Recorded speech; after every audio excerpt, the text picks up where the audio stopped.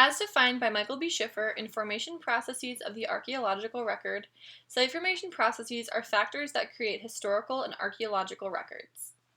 These site formation processes are important to study in order to better understand the circumstances in which the archaeological record came about.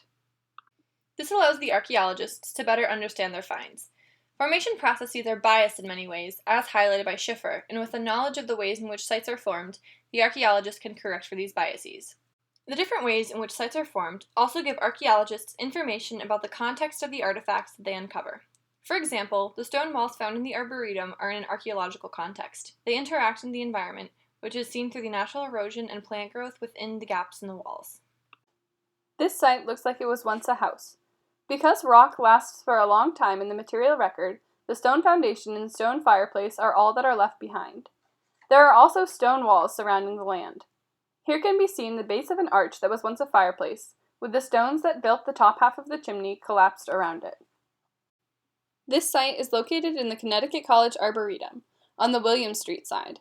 To reach this site, one must turn from William Street onto Gallows Lane, and then turn off of Gallows Lane onto the main trail and follow it until the clearing in which the site is located appears.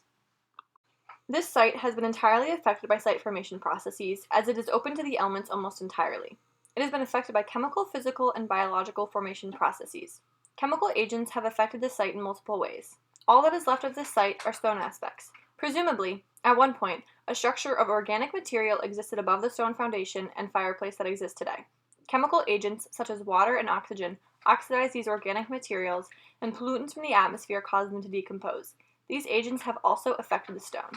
As Schiffer defines it, patina is a generic term used to define the chemically altered surface of stone. Chemical weathering is the most widespread of processes that interact with stone, as seen on the fireplace and the stone walls found in the Arboretum. Lichen, however, which was seen on the stones here, has been proven to cause little damage to the face of the stone. Physical agents have also affected this site. Water is a key example of a physical agent. Water can both corrode rock and it can freeze inside of a rock and elongate cracks. Wind is also a physical agent, as stone and other artifacts are eroded when sand is picked up by the wind. Sunlight also affects artifacts, as they experience thermal contraction and expansion.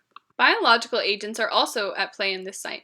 Living organisms such as bacteria can corrode artifacts, and fungi can cause rot. Animal consumers can infest dead wood, and plant roots can disturb archaeological sites.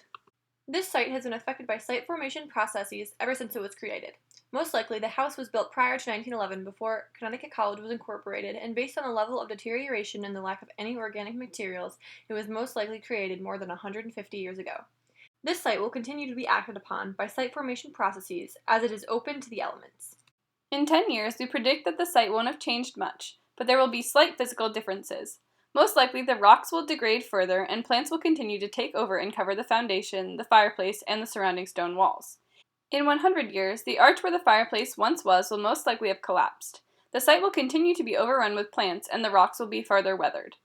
In 1,000 years, the site will be completely covered with plant life, and it will be completely collapsed.